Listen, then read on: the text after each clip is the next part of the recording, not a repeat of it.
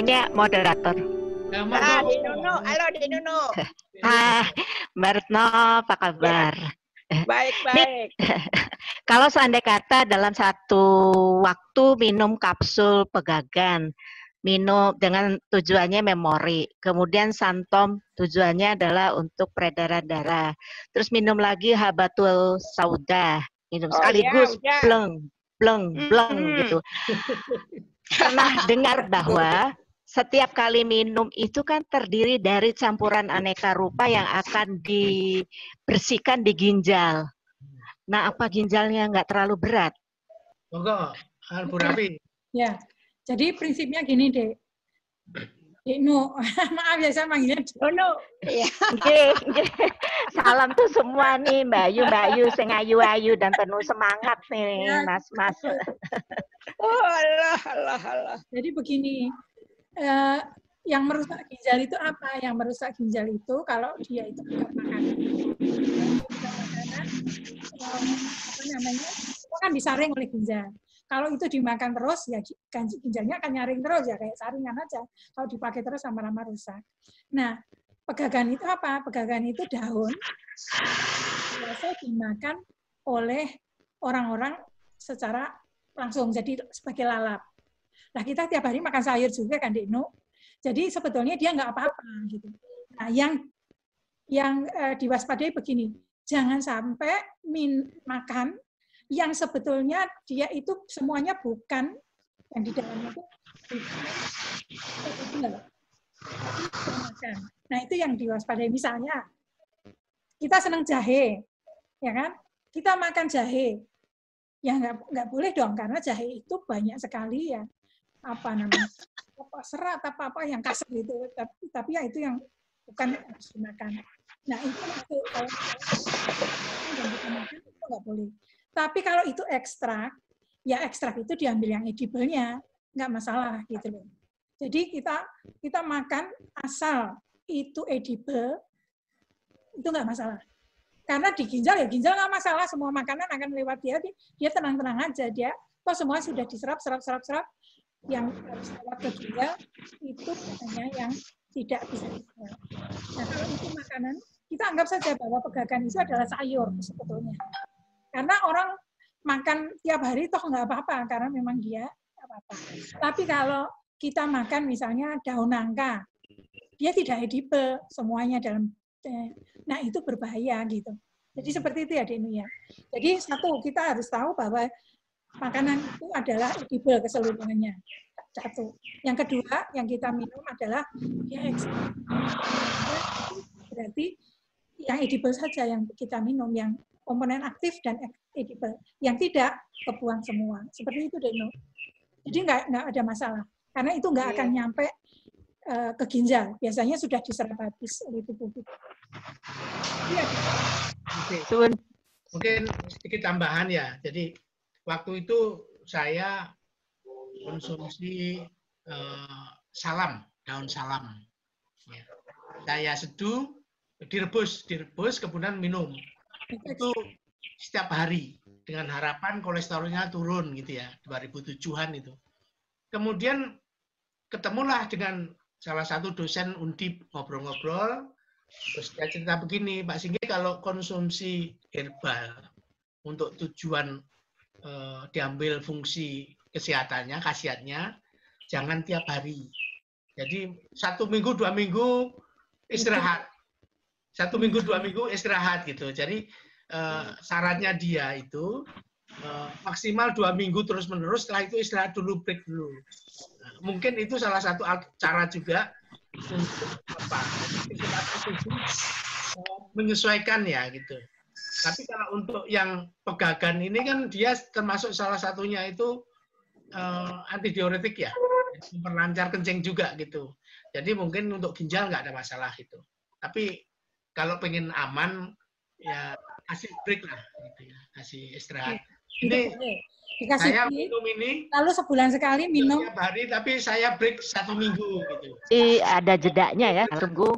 Oke, ada jeda. Dan gini, kalau kita pengen supaya detox, supaya ginjal dan semuanya bagus, minum itu loh kelapa hijau. Bulan sekali aja minum. Gitu. Ini temannya Pak Singgih yang sembuh kemarin. Ya. Jadi ada gini, sebetulnya itu ada beberapa cerita bahwa ada yang pasien PDP itu setelah minum sungkai selama 1 minggu setiap hari, itu dari positif jadi negatif. Sungkai atau telang? Sungkai. Telang, kembang telang. Oh. Kembang telang. Nah,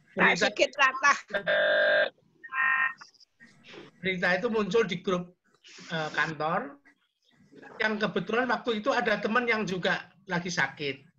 Mau cuci darah nggak boleh masuk rumah sakit karena katanya positif. Setelah dites swab ternyata nggak positif. Beliau sudah meninggal.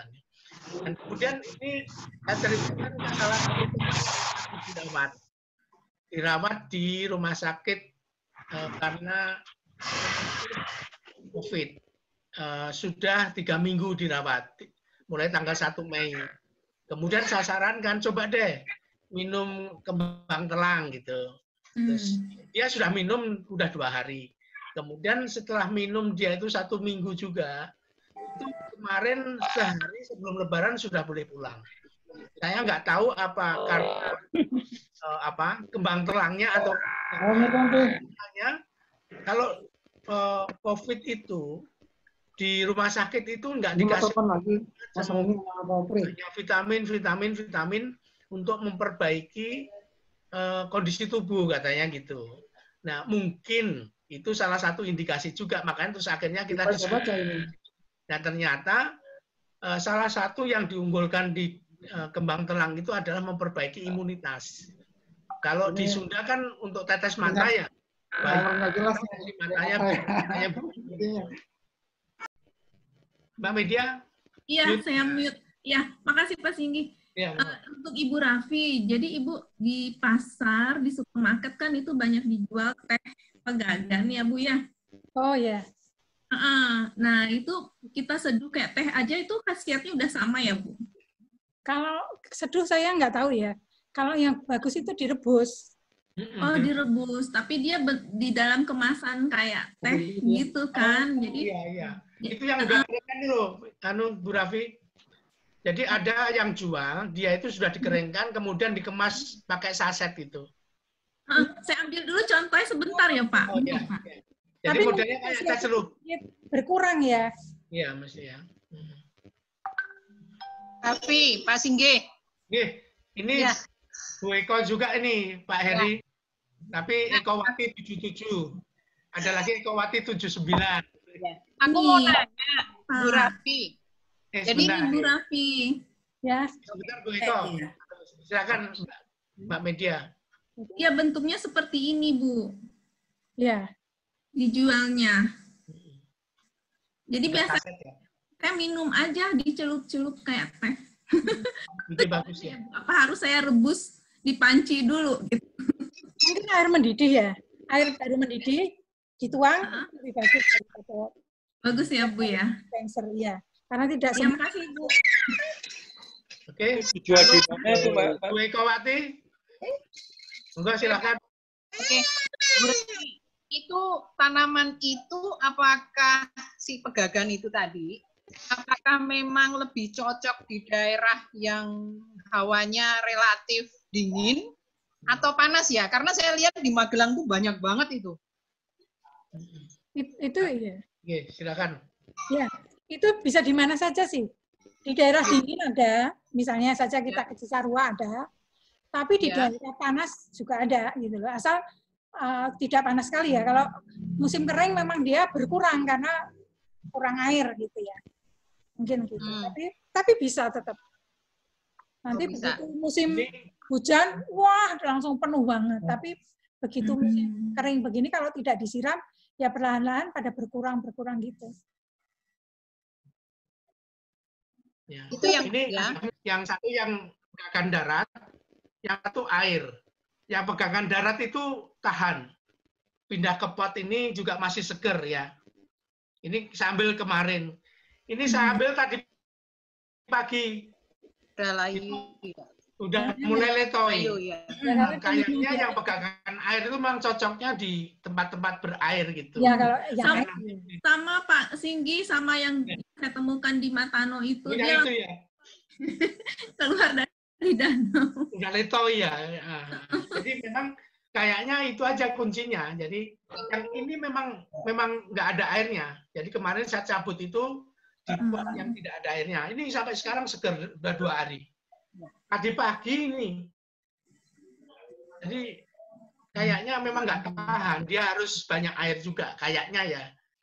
Jadi memang ada 2 pilihan. Kita nanam di pot yang ada airnya itu, kasihkan juga kalau mau. Nanti kombinasi kan itu ya. Kemudian kalau mau yang darat itu, yang lebih bergerigi itu bisa pakai pot biasa. Tanaman biasa seperti yang di rumah belakangnya Bu Raffi itu kan yang agak bergerigi ya. Kalau mau nanam kayaknya pilihannya cuma dari situ ya, dari apa? Dari batangnya ya, dari stolon tadi ya. Karena kalau saya lihat itu tidak gampang dapat buahnya atau bijinya gitu. Meskipun ada ini, buahnya itu seperti ini. Tapi waktu saya cari-cari itu nggak ketemu bijinya gitu. Gimana Bu Raffi? memang dia berkembang tidak dengan biji karena tanaman dia menjalar kan, jadi dia akan gampang stolan itu ya. Ya, tapi memang kalau dia sudah tua berbunga ya. Jarang karena biasanya sudah di duluan. Ada lagi? Saya. Siapa nih? Oh, Pak Sumas, saya. Ini yang pertama benar itu. Pak Sumas biar saling mengenal teman-teman yang lain. Ya, saya Sugiarto Sumas, saya alumni Teknologi Pertanian angkatan 77. Tapi jurusannya mekanisasi, jadi agak-agak sambung itu kalau soal bicara kimia. Nah, Pak Sumas ini dulu yang menampung saya waktu saya survei ke Kalimantan Selatan. Ya, jadi kalau bicara tentang ikan asin, itu cocok dengan saya itu. Ya. SPJ-nya itu 5 hari, tapi saya di sana 2 minggu. Jadi kan bisa uang. Jadi tidurnya di rumah beliau, makan di sana, ditampung, dipelihara saya di sana. Enggak, silakan Pak. Oke. Yang pertama, saya memang orang Kalimantan ya. Orang Kalimantan itu memang yang namanya sungkai itu jenisnya adalah kayu ya, kayu sungkai.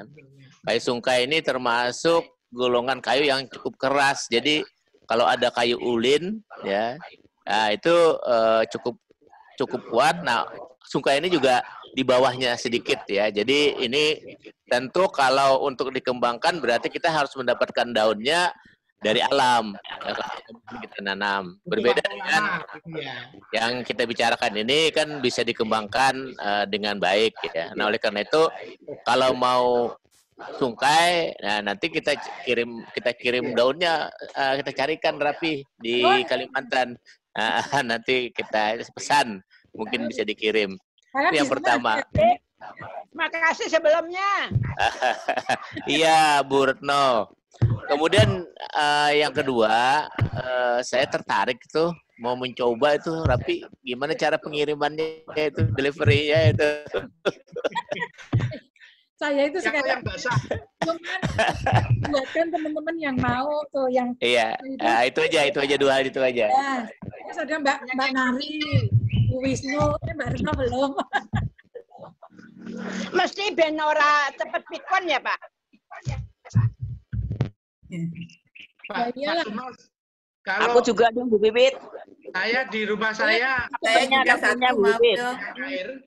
Kalau mau mampir aja kan ke rumahnya ya. Jadi ambil aja ke rumah. Nanti sore juga ada teman yang mau ambil juga, itu boleh. Dirampok. Mana? Rumahnya di mana Pak Singit? Depok. Pak Sing ambil apa kuwi? Anu, apa namanya? Pegagan. Tidak kapsul ya Pak Singgi. Oh, silakan Bu aja datang ke rumah. Maksudnya pegagan godongnya apa kapsulnya? Nah, tanaman. Oh, tanaman. Ya udah nanti di WA alamatnya ya, Pak. Yeah. Tanaman. Oh ya banyak. Banyak. Nih, model gini loh. Bentar. Selesai. Punya banyak Mas Indi. Rumah banyak itu saya punya di pot air ya, pot air. Kita tanamin gitu. Gunanya oke. Saya dulu beli di ember gitu. Kemudian saya punya kolam kecil, saya taruh di kolam gitu. Nah, sekarang saya pindah ke pot besar. Sampai sekarang ternyata tumbuh terus. Padahal nggak saya apa-apain, nggak dikasih pupuk, nggak dikasih apa-apa. Yang di pot coklat. Nih, monggo. Rimbun ya. Jadi itu kalau pemakaiannya yang daun segar, sebaiknya sehari itu berapa kali minum, Bu Rafi? Dan apa? Daunnya tadi Pak Tinggi berapa lembar? Katanya antara 10-20. Oh, banyak dong. Dimakan aja. Tanamannya harus banyak. 10 ini. Kan kecil ini cuman. 10 lah. Banyak banget ya? 10 ya? Ya, Ini kecil. kan? Kecil loh. Gedenya itu tuh. Kalau 5 nanti nggak jadi apa-apa. Kalau saya baca itu antara Bu Rafi. Ya. Dimakan aja kali ya, lebih Ya. itu. Itu lebih bagus kalau segar dimakan aja. Tapi itu yang muda atau yang tua sih Bu Rafi yang sebaiknya dikonsumsi? Kalau untuk lalap sih biasanya yang muda ya. Tapi kalau untuk dikeringkan jadi kapsul ya tua muda nggak masalah. Nggak masalah. Makanya saya Bu Rafi, Kapsul aja. saya itu secara periodik pasti saya panen karena supaya tumbuh yang baru lagi itu seperti itu. Nanti dipanen ya pasti terus diproses sudah jadi nunggu ada orang minta enggak gitu. Kalau nggak ada yang minta ya enggak. Bu Rafi, makanya itu nanti sama tak japri. cuma daunnya aja. Pesen dong Udah. kapsulnya. Ini Bu sama Rafi, daunnya. Pesan kapsulnya aku. Ya, nanti kalau nanti tak japri. nanti saya cek dulu masih ada atau harus bikin lagi. Ya, Sekalian ya. santomku udah mau habis. Kalian nanti tak japri. Oke, Bu Rafi, Nih, kalau pertanyaan nih. ini Ya. Oh. Itu ini ngambilnya. Apa sono enggak Bu Rafi? Bu Rafi, Ya. di Trubus ada enggak? Itu pakai ini aja atau ini? Ada kali, tapi yang Sama batangnya atau daunnya aja? kalau proses daunnya aja. Daunnya aja, batangnya enggak. Kalau Bu Ica, untuk lalap itu Pak sama batangnya. Batangnya kadang dimakan tapi nggak sampai yang tuanya sih. Diambil yang gede-gede dan daunnya saja. Nah, jadi ini dikering anginkan dulu. Setelah itu baru masuk. Nah, masuk kita bisa adjust supaya suhunya hanya misalnya sampai maksimal 70 gitu. Setelah 8 jam, nggak sampai lah, kira-kira 6 jam, itu sudah kering. Kering itu artinya dia kalau diremet bunyi krek gitu ya. Jadi ini ditepung ya. Jadi tadi daun yang sudah kering ditepung seperti ini. Nah, kita tepung. Ini tepung ya. Jadi ini bukan ekstrak. Ini tepung daun karena daunnya sendiri semuanya edible. Nah ini yang nantinya akan dikapsul atau beberapa orang pilih tepung saja karena udah selesai. Jadi karena nanti itu akan dikonsumsi langsung. Misalnya minum teh, dikasih setengah sendok saja dari tepung itu udah sehari kali aja diminum udah cukup. Jadi seperti itu ya. Waktu dikeringkan itu, terus diseduh pakai teh itu gampang larut enggak? Atau dia ngambang di atas atau? Enggak, karena dia itu pakai mesnya itu 100 mes. Jadi dia mudah larut. Warnanya apa? Hijau? Hijau. Oh, agak hijau, ya. Ibu Rafi ingin berkunjung ke farmnya Ibu Rafi. Di mana ya Ibu rumahnya Ibu? Itu cuma di belakang rumah kecil aja. Di Serpong. Keren banget, Bu. Di Serpong. Oh, di Serpong. Kita akhiri aja, mudah-mudahan apa yang kita bicarakan hari ini memberikan manfaat bagi kita semua. Jadi salah satu alasan kenapa kita bicarakan pegagan ini karena selain khasiatnya, kita gampang nanamnya. Jadi kita tidak sulit untuk mendapatkan bahannya. Kemarin kembang telang juga begitu, gampang sekali nanamnya. Kemudian tirai Cina itu liar di mana-mana, gampang dapatnya. Sehingga memang mudahlah kita kalau mau segera pakai itu. Jadi kalau nggak ada, terima kasih atas kontribusinya, atas kesediaannya untuk bergabung. Mudah-mudahan bagi kita semua ini. Kita yang penting sehat terus ya. Terus sehat. Assalamualaikum warahmatullahi wabarakatuh. Waalaikumsalam.